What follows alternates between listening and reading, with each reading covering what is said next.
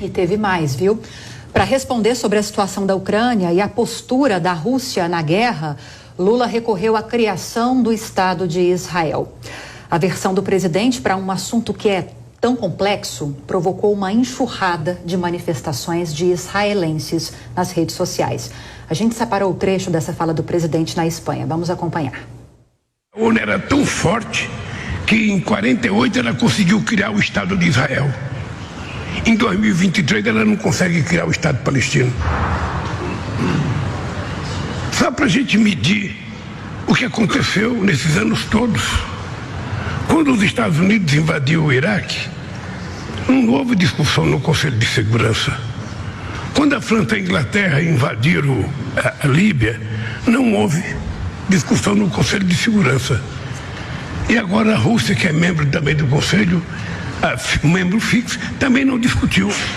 Ora, se os membros que têm a responsabilidade de dirigir, sabe, a paz mundial não pedem licença, por que os outros têm que obedecer? Pois é, gente, a criação do Estado de Israel é um tema complexo, com implicações históricas. Tanto é que o nosso editor de internacional, Marcelo Favalli, compilou a sequência de episódios que levaram à independência do país, que hoje ficou no meio de mais um mal-estar internacional, né, Favalli? Boa noite. Boa noite, Lívia. Boa noite a todo mundo que nos acompanha aí do outro lado da linha. Pois é, para explicar a criação do Estado de Israel, talvez a gente tivesse que voltar uns 4.000 anos no tempo, recorrendo ao surgimento do judaísmo, ao êxodo dos hebreus do Egito, o que aconteceu com eles depois da Primeira Guerra Mundial, durante o Império Otomano, depois da Segunda Guerra Mundial, mas eu não vou fazer um arco de tempo gigantesco desse. Vamos olhar para 1947, um ano antes do que o presidente Lula falou, de 1948, tá? Não é que a ONU tem uma postura ditatorial e diz, vai ser criado um Estado.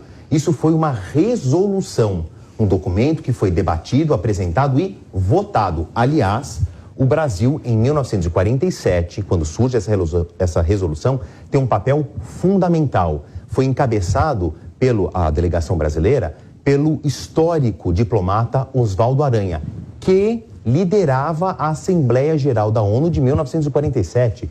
O Brasil vota a favor, então, da criação do Estado de Israel. De novo, foi um documento que foi votado. Resumidamente, o que acontece em 47? Essa votação. Os árabes negam, eles não aceitam. Os judeus e outras nações que apoiavam a ideia, sim. Mas a história, ela depende muito para quem você pergunta. Se a gente perguntar sobre a criação do Estado de Israel, por exemplo, para os palestinos, que em 1947 estavam administrados pelo Reino Unido, a história é outra. Se a gente virar a ampulheta, a areia começa a correr para outro lado. Os palestinos, por exemplo, diriam sobre limpeza étnica, sobre divisão de um Estado que eles reclamavam ser deles. São muitas implicações históricas. Eu não vou entrar nesses detalhes para a gente pular para a fala do presidente Lula em 1948. No dia 14 de maio, mais precisamente, existe então a Declaração de Independência de Israel. Mas não fica por aí não, muito pelo contrário. Olha o que acontece neste próprio maio de 1948. Então, Israel, nesse desenho alaranjado, como a gente conhece hoje, eu destaquei aqui a Cisjordânia, a faixa de Gaza, que são territórios majoritariamente de presença de etnias árabes. Bom, voltando para maio de 48, depois da declaração do Estado de Israel, praticamente no dia seguinte, uma guerra em que são envolvidos aí contra Israel, Líbano, Síria, Iraque e Egito. Mas eu não vou falar só de um conflito de forças armadas, não.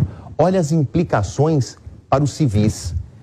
A fuga de 750 mil árabes que passam a ser aqui pressionados, perseguidos. A fuga de 750 mil árabes deste novo território de Israel. E do outro lado, 800 mil judeus se sentem também da mesma maneira perseguidos, pressionados e fogem de todos esses outros territórios.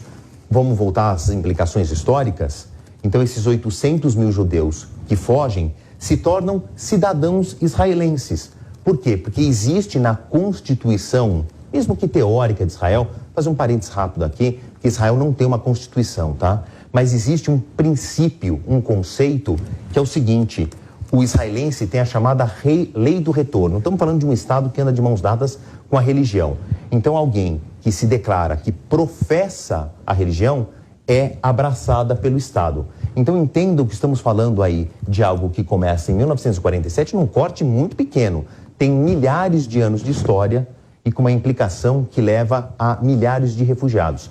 Não dá para resumir numa sentença só, como fez o presidente, Lívia. E fez muito mal, né, Marcelo Favalli? Obrigada, viu, pelas explicações. Boa noite.